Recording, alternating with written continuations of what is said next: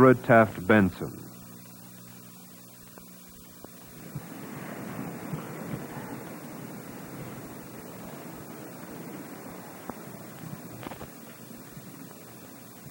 President Hunt, Mr. Chairman, distinguished guests, my fellow Americans.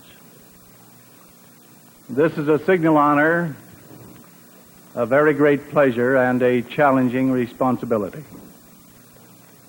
In addition to the honor of this great audience, I am doubly honored to learn that the beloved leader of the Church of Jesus Christ of Latter-day Saints, President David O. McKay, is viewing this program with his lovely companion in their apartment at the Hotel Utah. God bless them. They are true patriots. Humbly and gratefully, I stand before you, grateful for patriots such as you, humbled by the magnitude of the task before us. I speak to you as a fellow citizen of the United States of America, deeply concerned about the welfare of our beloved country. I am not here to tickle your ears, to entertain you. I will talk to you frankly and honestly. The message I bring is not a happy one, but it is the truth. And time is always on the side of truth. As the German philosopher Goethe said, truth must be repeated again and again, because error is constantly being preached round about. I realize that the bearer of bad news is always unpopular. As a people, we love sweetness and light, especially sweetness.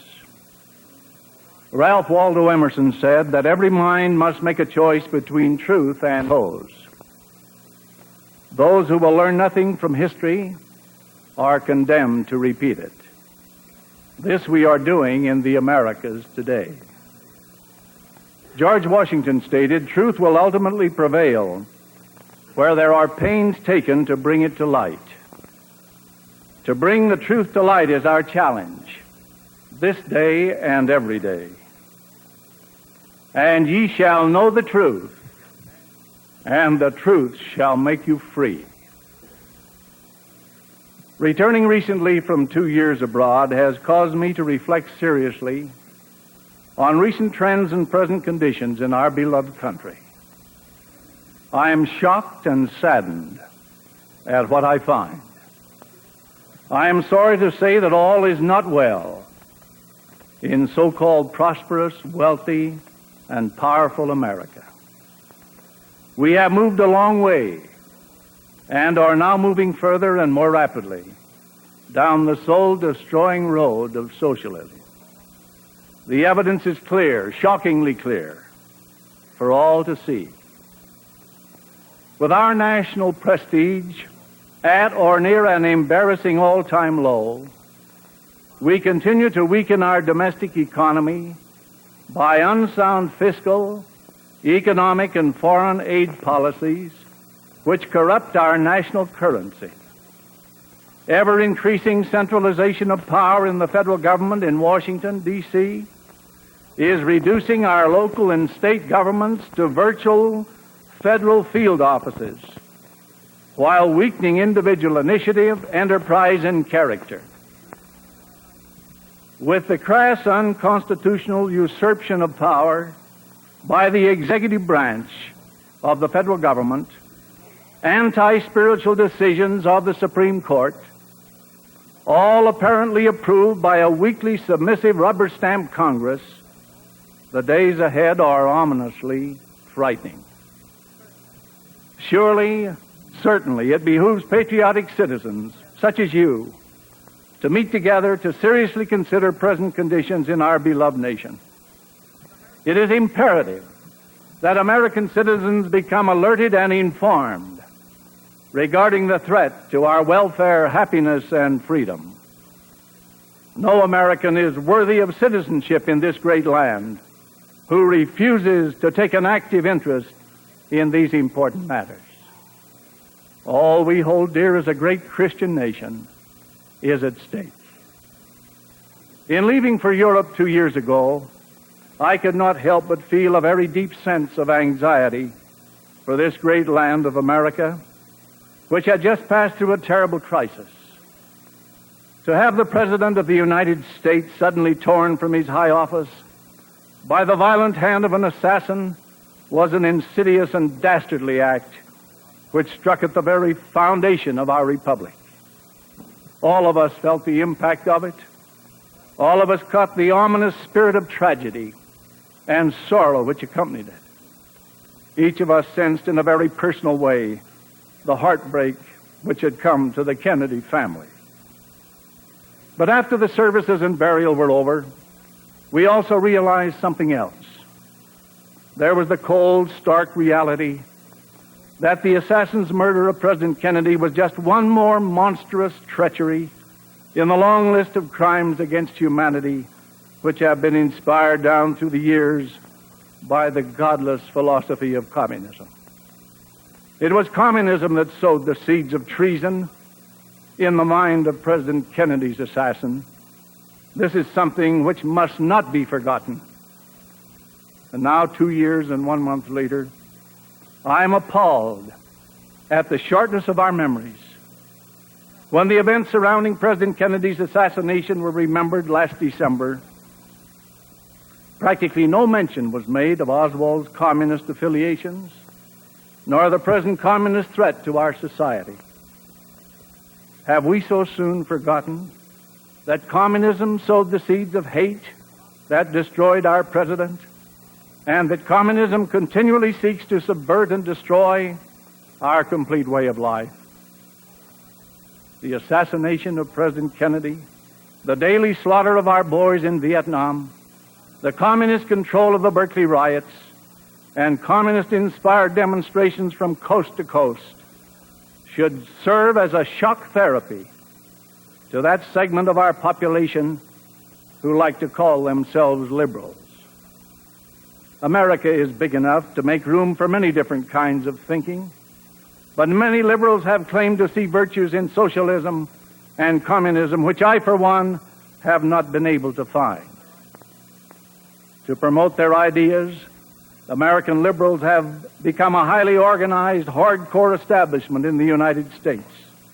And they have been excusing their appeasement and coddling of communism on the ground that they were being tolerant, broad-minded, and working for peace. But the assassination of President Kennedy should have jolted them into a realization that they have been pampering, protecting, and promoting the very nest of serpents which produced Lee Harvey Oswald. The diabolical spirit of murder and violence which struck down the president is that same spirit of communist violence which has been allowed to spread its terror into the heart of every continent upon the face of the earth. Perhaps those who have been apologists for this conquering Marxist, socialist, communist movement might now agree to reconsider the fatal decision they have been following. Two additional things happened in connection with this tragedy which are worthy of comment. First was the speed with which the communist leaders spread the word that the slaying of the president must have been the work of American conservatives. Moscow has conducted a 5-year campaign to make American conservatives look like hysterical fanatics. It has called them rightists, extremists, and even fascists. Within an hour after the assassination and before Oswald was captured, Moscow was assuring the world that this crime was the product of the rightist movement in the United States. The second thing which happened was the amazing rapidity with which American liberals took up the Moscow line. They too were quick to fix the blame, even though there hadn't been the slightest hint as to who had committed the crime.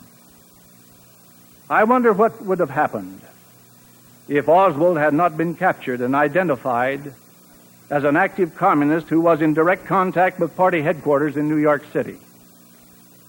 Undoubtedly, the liberal element would be blaming this tragedy on conservative Americans to this day.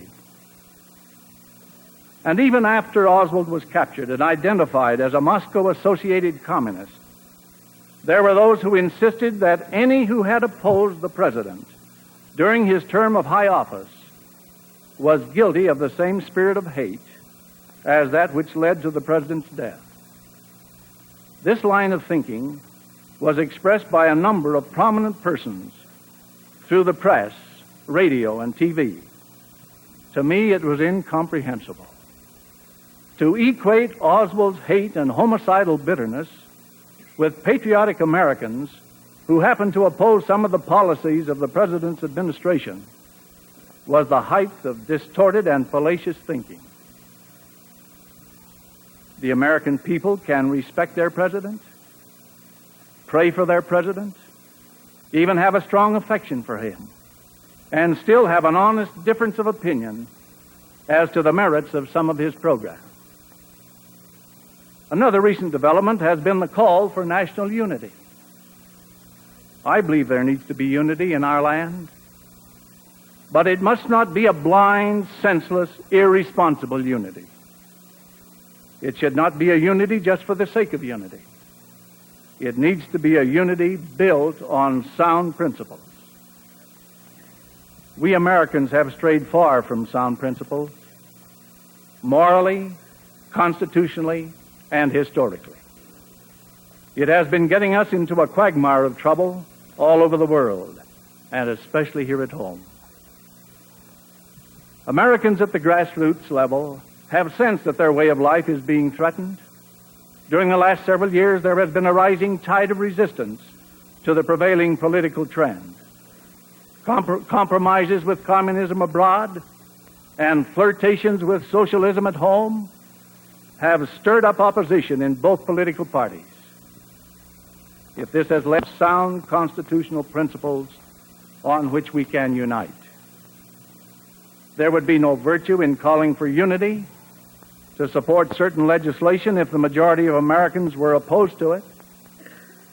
And the fact that both Democrats and Republicans in Congress have at times resisted certain legislation shows that the executive branch of the government may get out of step with the people. I believe the American people know what they want. It would appear that the people want their civil rights safeguarded, but not a destruction of states' rights. The farmers want opportunity for reasonable income security, but not agricultural dictatorship security. Parents want better school for their children, but not a federal subsidy leading to control of the teachings and textbooks as well as the ideologies of the children. People want sound pay-as-you-go spending with a balanced budget, not reckless spending and tax cuts with an unbalanced budget. If there is a need for urban renewal, people want it under local direction, not under the red tape of Washington bureaus armed with confiscatory powers over property. People want the development of power dams, but not the strangulation of privately owned power companies, which have proven far more efficient and economical than utilities run by the government. In other words, there are some legitimate functions and services which the federal government can and should provide. But those who want the federal power to exceed the authority delegated to it by the Constitution will be resisted both by Democrats and Republicans. This is what is happening in some limited areas today. May the trend increase.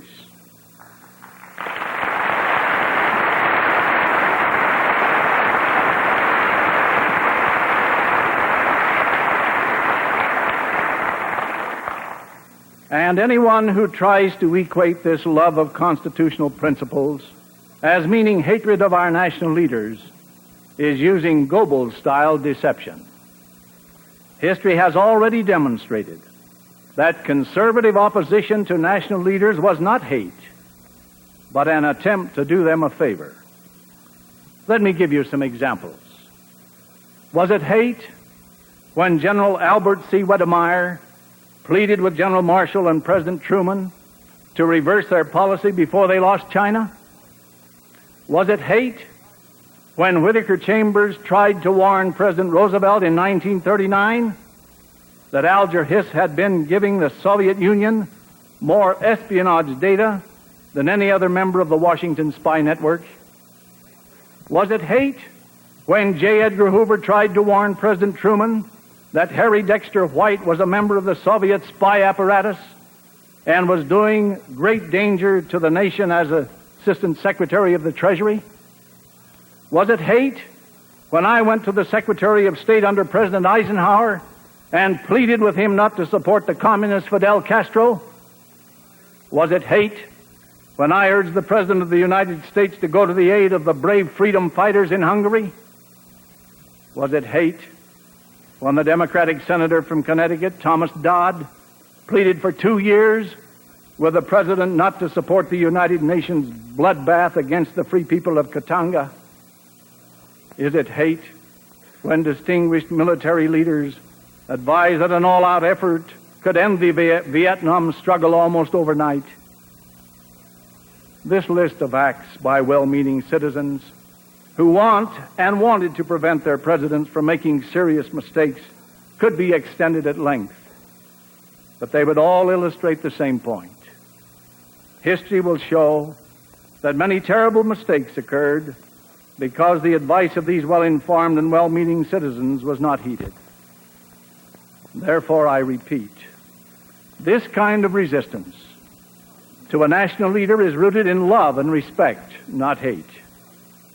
Regardless of which political party is in power, you do not want to see your president make a serious blunder. You don't want him to lose China. You don't want him to allow the enemy agents to make fools of us. You don't want him to lose Cuba. You don't want him to suffer the humiliation of a Bay of Pigs disaster, or allow a Soviet Gibraltar to be built 90 miles from our shores. Every one of these events, which have been so disastrous and which have destroyed freedom for hundreds of millions of our allies, could have been prevented. And the voices of those who tried to warn Washington of what was coming cannot be attributed to hate. It has been out of a love for our country and respect for our leaders that the voice of warning has been raised. What causes one to wonder is why these warnings were not carefully considered and acted upon. Why is it that men in high places in government, regardless of party, have been deceived? I am convinced that a major part of the cause can be justly laid at the door of the socialist-communist conspiracy, which is led by masters of deceit who deceive the very elect. J. Edgar Hoover put it well when he said, quote, "I would have no fears if more Americans possessed the zeal, the fervor, the persistence, and the industry to learn about this menace of red fascism. I do fear for the liberal and progressive who have been hoodwinked and duped into joining with the communists." End quote. Therefore, let those who call for unity and the elimination of hate be sure they are not merely trying to silence the friends of freedom. These are who respect their leaders and resist them only when it is felt they are headed for a catastrophe. What patriotic American would wish to stand silent if he saw the president verging on a blunder because of bad advice or a mistaken judgment of the facts? I believe one of the most serious mistakes a president could make would be to weaken the Constitution. From the time I was a small boy, I was taught that the American Constitution is an inspired document. I was also taught that the day will come when the Constitution will be endangered and hang, as it were, by a single thread. I was taught that we should study the Constitution, preserve its principles, and defend it against any who would destroy it. To the best of my ability, I have always tried to do this. I expect to continue my efforts to help protect and safeguard our inspired Constitution. Some 2 years ago, however, a critic from Washington, D.C., claimed that a person who serves in a church capacity should not comment on such matters. He charged that the separation of church and state requires that church officials restrict their attention to the affairs of the church. I, of course, also believe that the institutions of church and state should be separated. But I also do not agree that spiritual leaders cannot comment on basic issues which involve the very foundation of American liberty.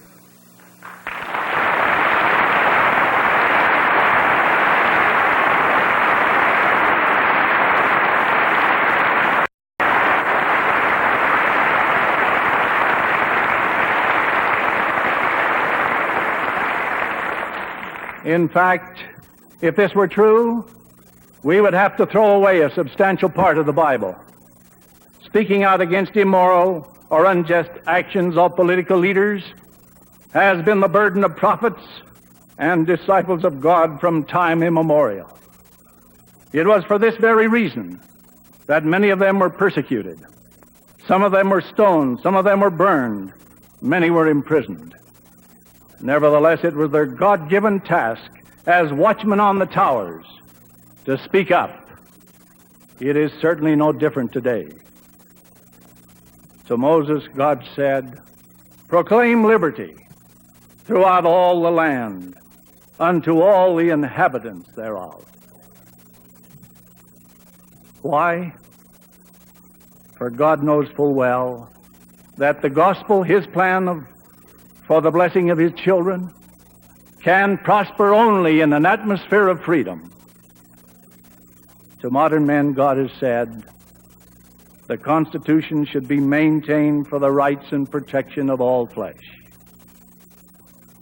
Is the Constitution being maintained, or is it in jeopardy?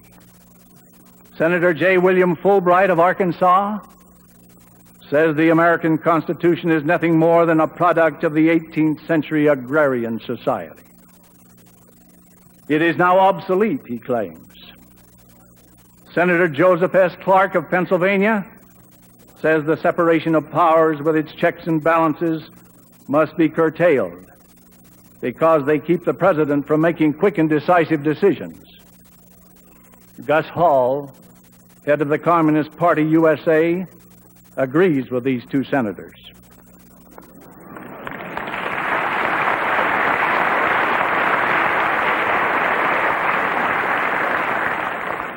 Yes, Gus Hall agrees with these two senators and demands that there should be a new federal charter eliminating states' rights. America's national sovereignty should be abandoned, according to Walt Rostow, chairman of the Senate of the State Department Policy Planning Board.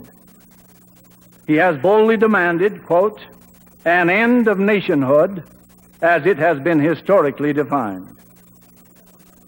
Now, these are some of the same men who see great virtue in a collectivized, socialized society. They want vast powers concentrated in Washington. Samuel Adams of the Founding Fathers said this was the very thing constitutional government was designed to prevent. Arthur M. Schlesinger, Jr. is another powerful influence in Washington and a former presidential advisor. He not only advocates socialism for the United States, but believes that we could eventually form a permanent alliance with communism. He says this would be achieved by having America move to the left, while the communists move to the right. We would then meet at the vital center of the socialist left. The American Constitution, of course, would automatically be discarded. Arthur Schlesinger and his associates are also opposed to the liberation of the captive nations, even if these nations do it by themselves. These men do not look upon communism as an enemy. They consider communist leaders to be overzealous allies who will mellow. Therefore, they believe in containing communism, but otherwise supporting it, not thwarting it. They further recommend that wherever communist or socialist regimes are collapsing, We should prop them up, feed them, trade with them, grant them loans on long-term credits. From reading the daily paper, you will know that the ideas of these men have, unfortunately, already been adopted by Washington as the official policy of the United States. Now, I would say that in a great free country like ours, if these men advocate these suicidal and often treasonable doctrines, shouldn't every patriotic American be free to speak out against them?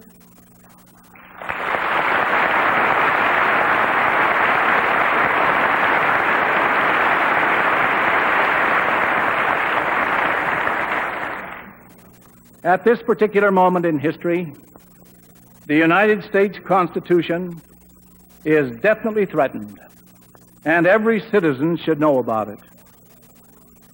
The warning of this hour should resound through the corridors of every American institution: schools, churches, the halls of Congress, press, radio, and TV. And so far as I am concerned,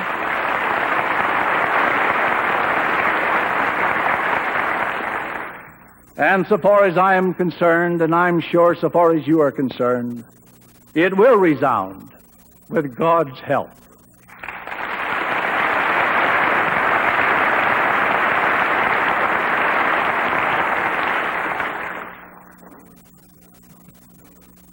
Our republic and its Constitution are being destroyed, while the enemies of freedom are being aided.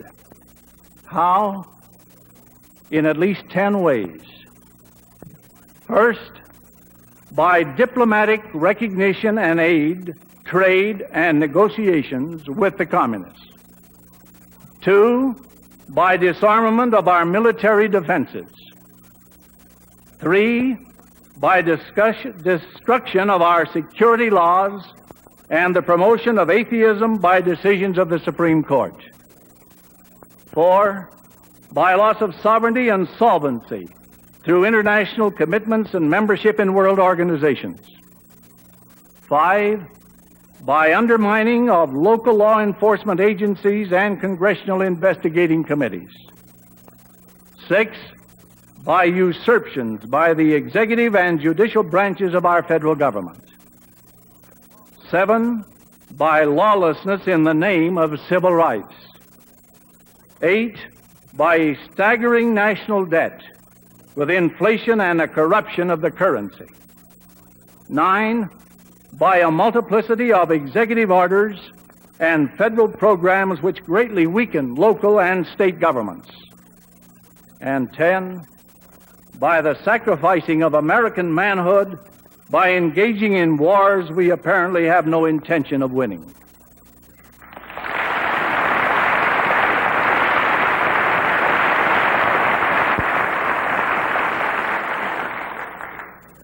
Wherever possible, I have tried to speak out. It is for this very reason that certain people in Washington have bitterly criticized me. They don't want people to hear the message.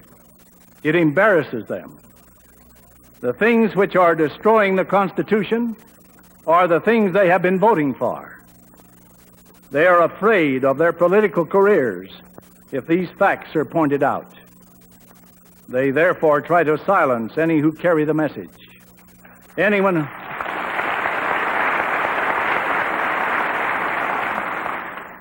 who will stand up and be counted.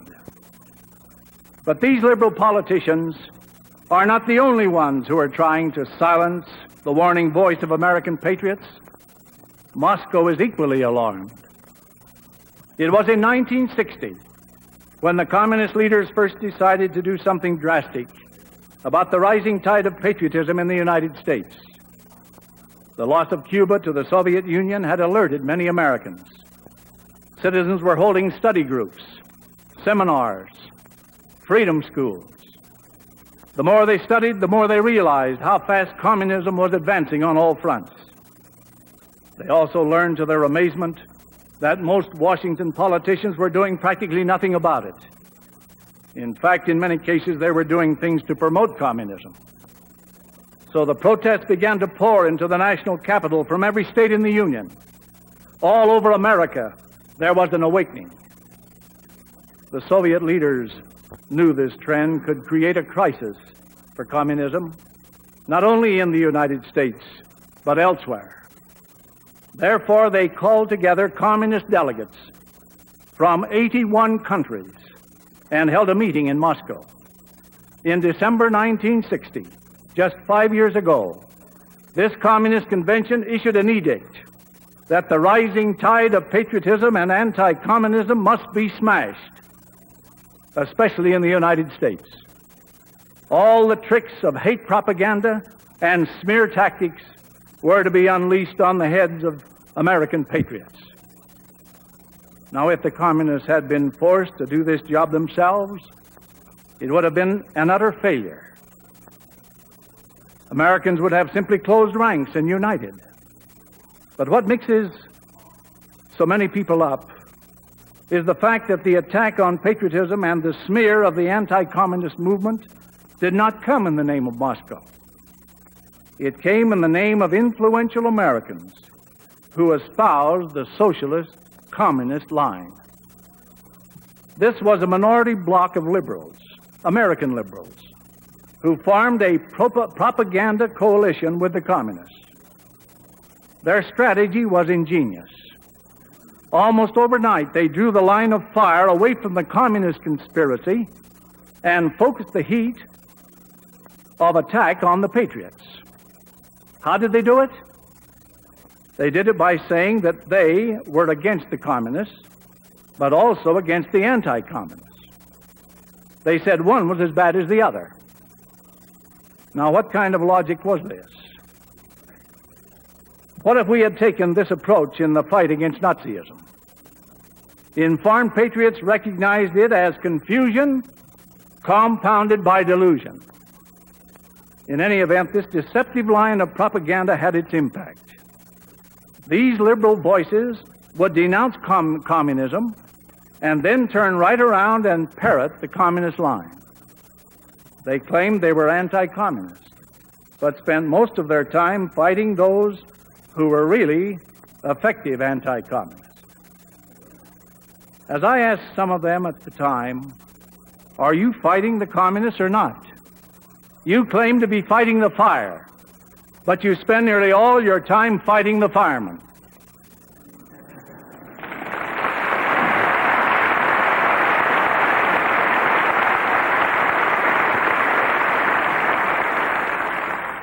By 1962, these American liberals had almost completely neutralized the resurgence of American patriotism. They had frightened uninformed citizens away from study groups and patriotic rallies.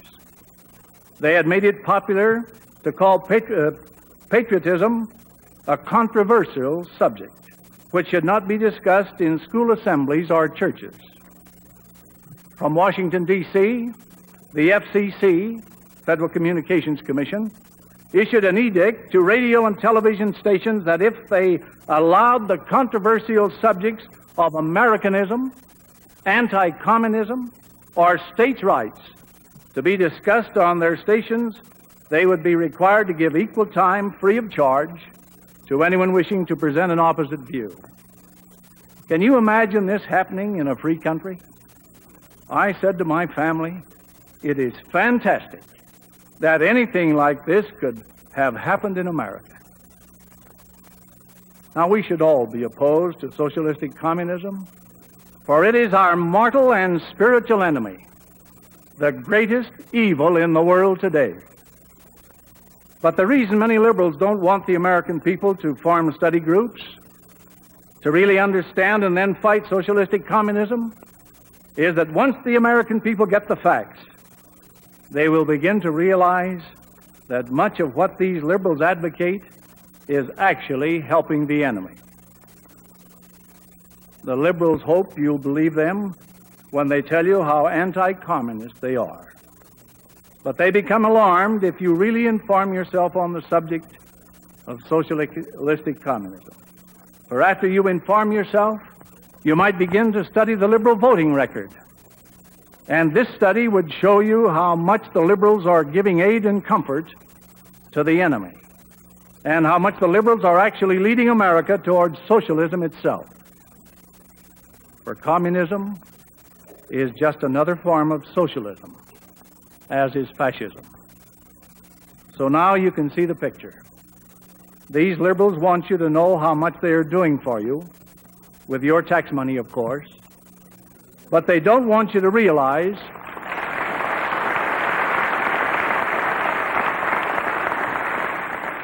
that the path they are pursuing is socialistic, and that socialism is the same as communism in its ultimate effect on our liberties.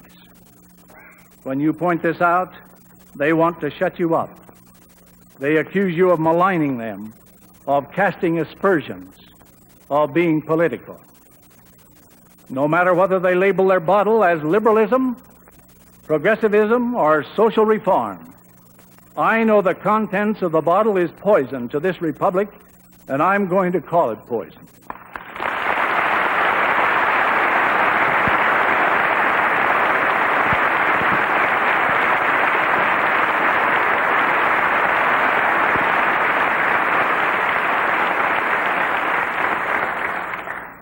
We do not need to question the motive of these liberals.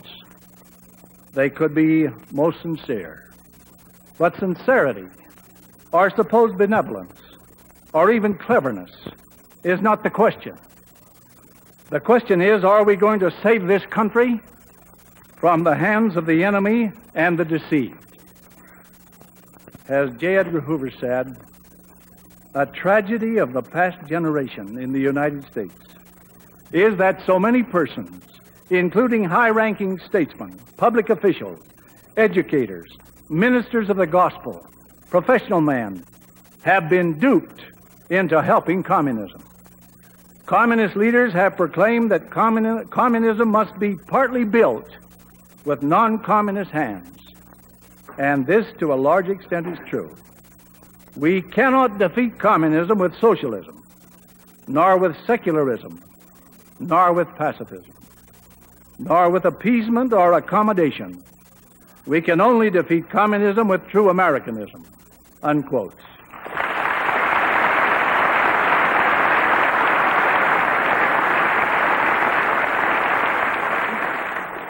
So from the very beginning of this Moscow campaign to stop the anti-communist movement in this country, it was an important part of the communist strategy to get their liberal American friends to carry out an attack against patriotic organizations. Of course, the communists have learned not to attack all patriotic groups at once.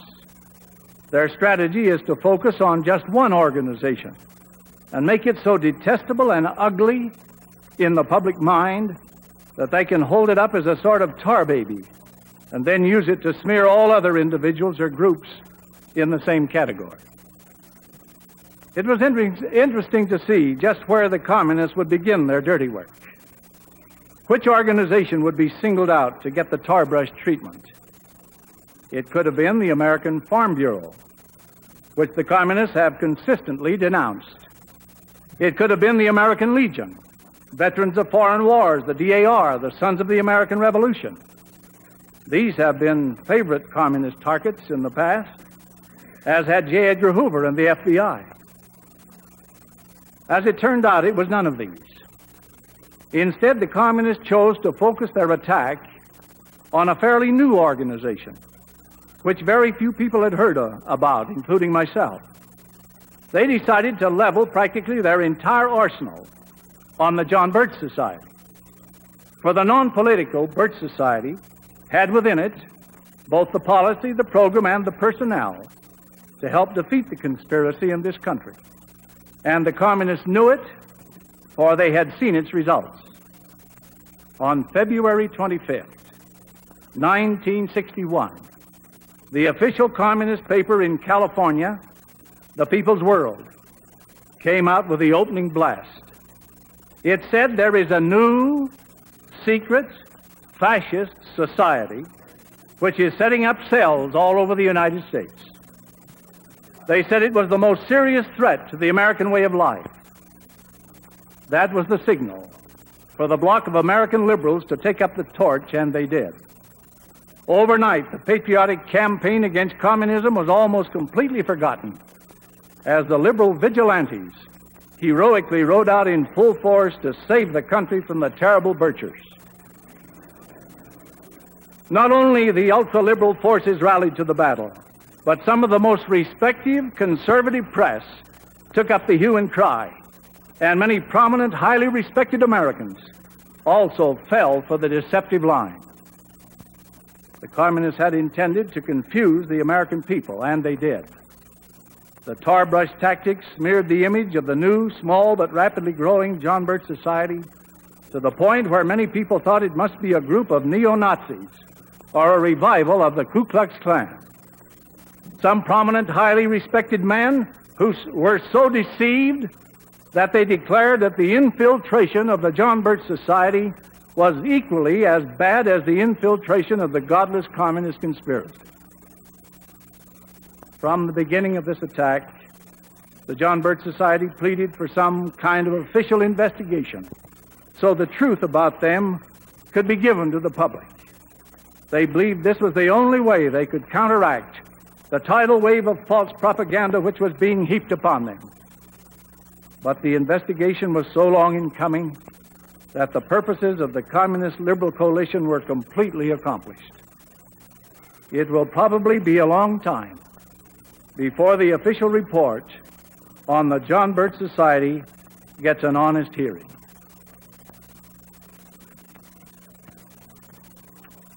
This investigation was conducted by trained investigators who were working for the California Senate Fact-Finding Committee on Un-American Activities. The investigation took 2 years. Sworn affidavits were obtained from scores of people. The attacks on the society were studied. Interviews were conducted with detractors and supporters of the society. Undetected investigators attended Birch meetings. The Senate fact-finding report was issued in June 1963.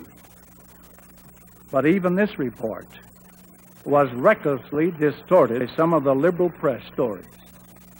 I therefore obtained a copy of the report myself so I could see what was in it.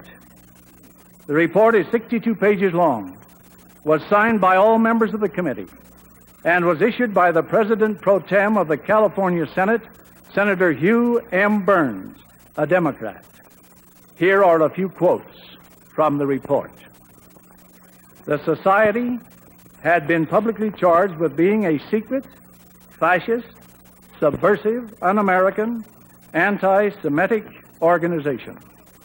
We have not found any of these accusations to be supported by the evidence.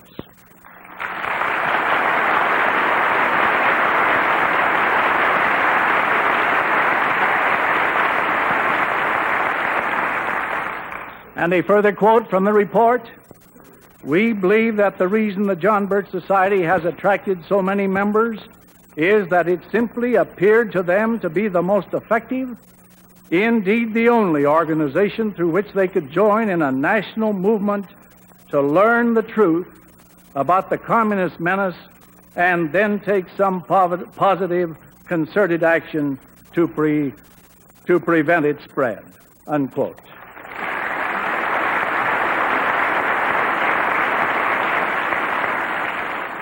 This report also goes on to verify what I have already told you, namely that the attack against the John Birch Society commenced with an article in the People's World, California Communist paper.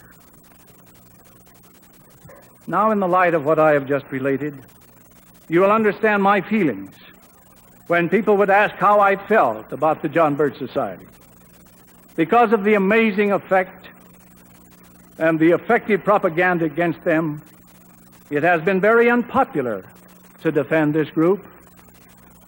I can remember when it was unpopular to defend my own church.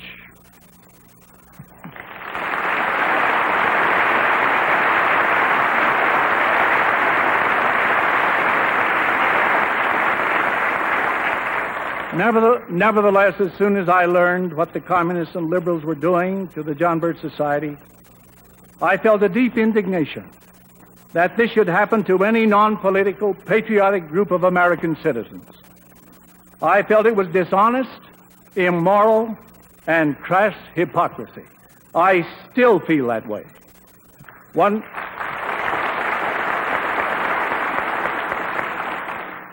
liberal congressman attacked the society, claiming it was rotten to the core. Other influential liberals said they objected to the society's methods. If it was rotten to the core, the California Senate fact-finding investigators couldn't discover it. Some of the finest, best-informed Americans I know have endorsed the society and its program, including a number of former FBI agents and officials, counter spies, intelligence and security officers, and so on.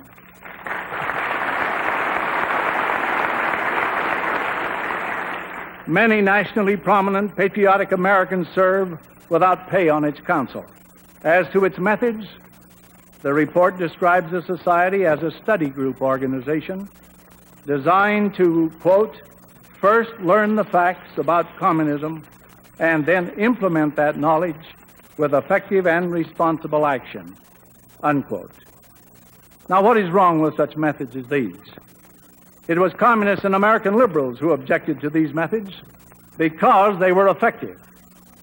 They turned out to be traditional American methods that I could find no fault with. Even in my own church, I found a certain amount of confusion. I heard people say that the LDS Church was opposed to the John Birch Society. This may come in part, at least, as a result of a statement made by the first presidency 3 years ago. However, when President McKay discovered that this statement was being misinterpreted and certain people were quoting it to try and prove the LDS Church was opposing the John Birch Society, he authorized a clarifying statement. This statement appeared in the official church newspaper for March 16, 1963, and says, quote, the church is not opposing the John Birch Society or any other organization of like nature, and that members of the church are free to join anti-communist organizations, unquote.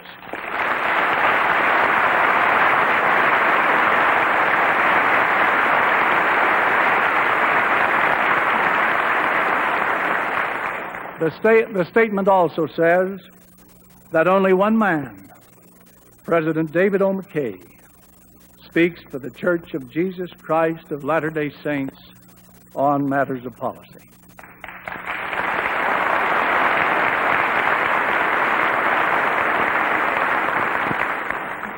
Just as a matter of interest, you may like to know in a few words what the John Birch Society is and what it stands for, so that you will have a little better idea why some of us have risen to its defense. Actually, what would be better for you to do would be to read some of their literature for yourself.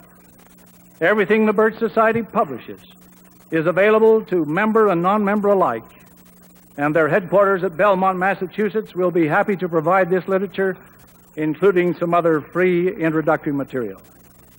The Society takes its name from one of the greatest heroes of World War II, Captain John Birch, who was murdered by the Chinese communists 10 days after the war.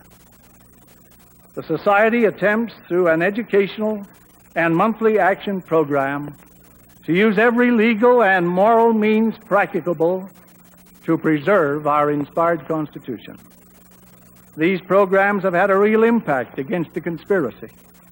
The various programs are purely suggestive, and the members are cautioned never to do anything that goes contrary to their conscience and judgment. The Society is not a political organization. It never endorses a candidate or contributes to candidates. It encourages its members, whether they be Democrats, Republicans, or independents, to study the issues and candidates in the light of our Constitution and the threats to it, and then govern themselves accordingly. Among other things, the Society is for a balanced budget, for the Monroe Doctrine, for letting the states solve their own problems,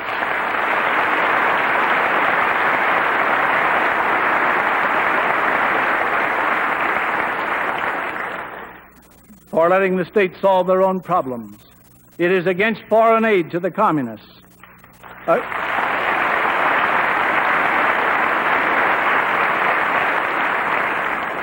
Against the Marxist graduated income tax.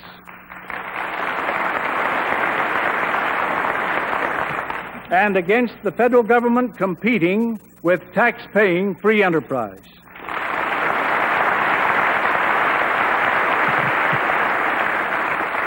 In a sentence, the John Birch Society believes in less centralized government, more personal responsibility, and a better world.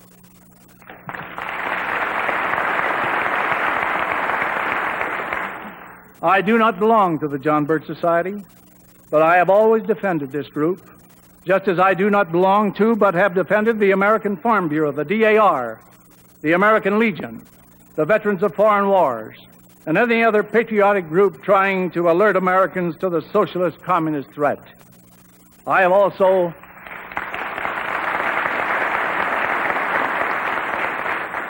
also defended J. Edgar Hoover and the FBI.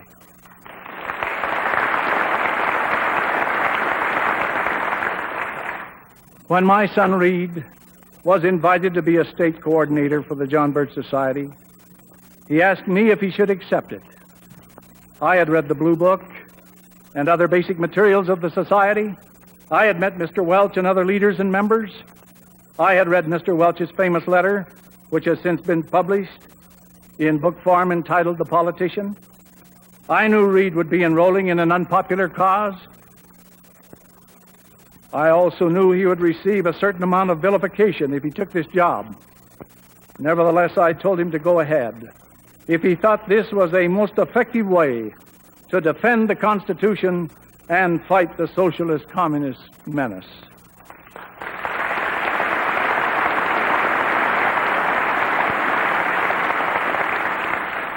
I would have given him equal encouragement if he had been considering the FBI or any of our national patriotic organizations dedicated to the fight against the godless conspiracy which threatens all we hold dear. When he joined, I expressed my opinion that I was convinced that the John Birch Society was the most effective non-church organization in our fight against creeping socialism and godless communism.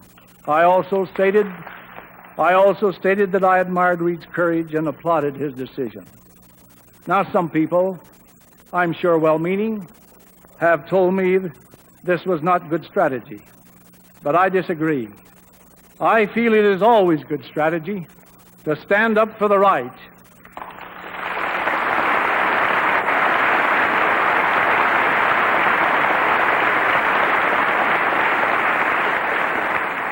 To stand up for the right, even when it is unpopular. Perhaps I should say especially when it is unpopular. I had to make this same decision all over again when President David O. McKay received an invitation from former Congressman John Rousseau asking that I be authorized to give a patriotic speech at a testimonial dinner for Robert Welch. President McKay, after careful consideration, told me I should take the talk and that I had his permission and blessing. And so the invitation was accepted. This talk was given at the Hollywood Palladium, September 23rd, 1963. Nearly 2,000 heard my talk that night, and 4,000 Kiwanians heard a similar message the following day when I spoke at their annual convention. Both talks dealt with the preservation of the Constitution and the need to resist the communist threat. At the Welch testimonial dinner, I commended the John Birch Society and encouraged them to protect the principles of liberty throughout the land. Of course, as all of you know, this talk brought an immediate outcry from some liberal elements in Washington. These voices said that I, as a church official, had no business speaking at the Robert Welch dinner. They said it was making me controversial. Patrick Henry and the Founding Fathers were also controversial.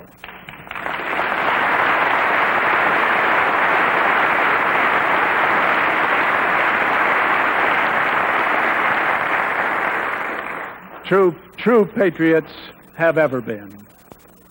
Perhaps they did not realize that I had filled this assignment with the full approval of President McKay. And perhaps they did not realize that President David O. McKay has not hesitated to speak out for freedom, even if some people have considered such patriotism as controversial. And neither will I hesitate. The fight to save the Constitution is not mere controversy, nor the fight against communism. In fact, it is a war with the devil, Christ versus Antichrist.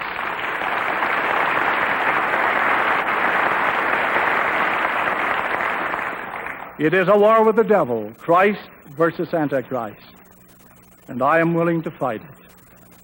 It is a fight against the greatest evil in this world, a ruthless, powerful, godless conspiracy.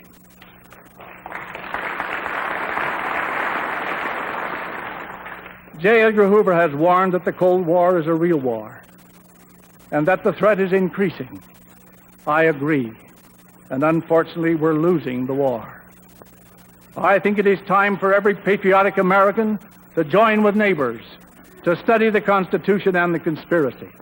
Subscribe to several good patriotic magazines, such as American Opinion. Buy a few basic books, such as Masters of Deceit, A Study of Communism by J. Edgar Hoover, The Naked Communist by Cleon Skousen, recommended by President David O. McKay in the General Conference of the Church, October 1959. Read You Can Trust the Communist by Fred Schwartz, and so on. And then prepare to do some independent thinking. And remember that the organized who have a plan and are dedicated, though they be few, will always defeat the many who are not organized and who lack plans and dedication. The communists know this and have proven it. Isn't it about time that most Americans realized it too?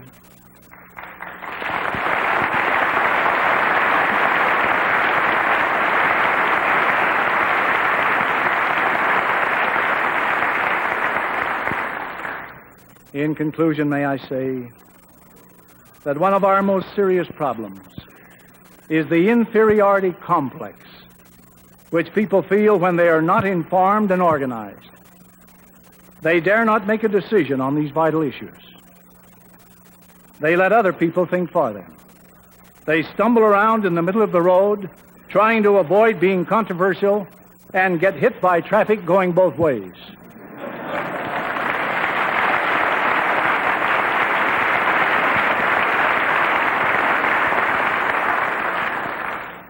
To the patriots, I say this: take the long, eternal look. Stand up for freedom, no matter what the cost. It can help to save your soul and maybe your country. This is a choice land, choice above all others. Blessed by the Almighty, our forefathers have made and kept it so.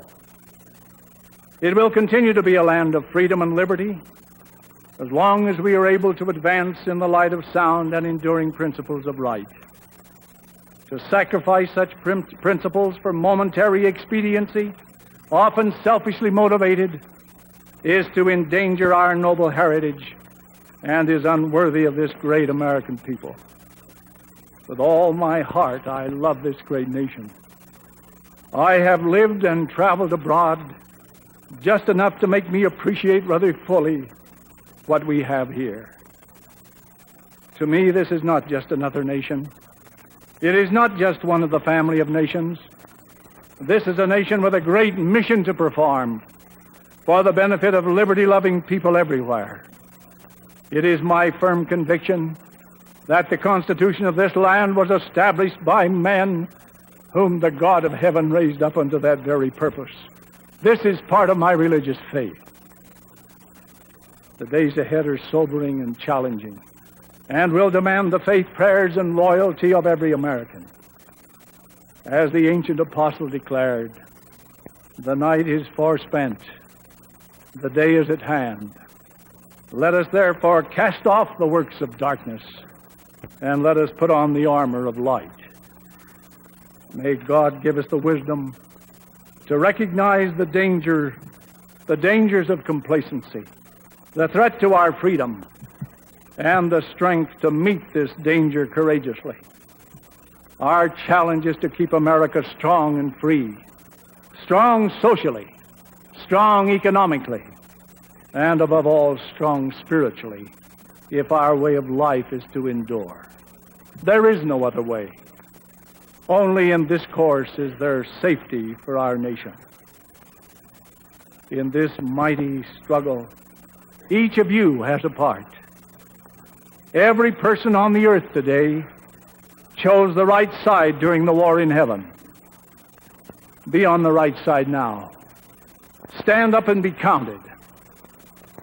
If you get discouraged, remember the words of Edward Everett Hale when he said, "I am only one, but I am one.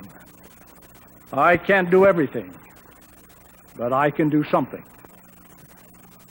What I can do, that I ought to do. And what I ought to do, by the grace of God, I shall do." And this is my prayer for you this day. May God bless all of you, each and every one. Thank you very much.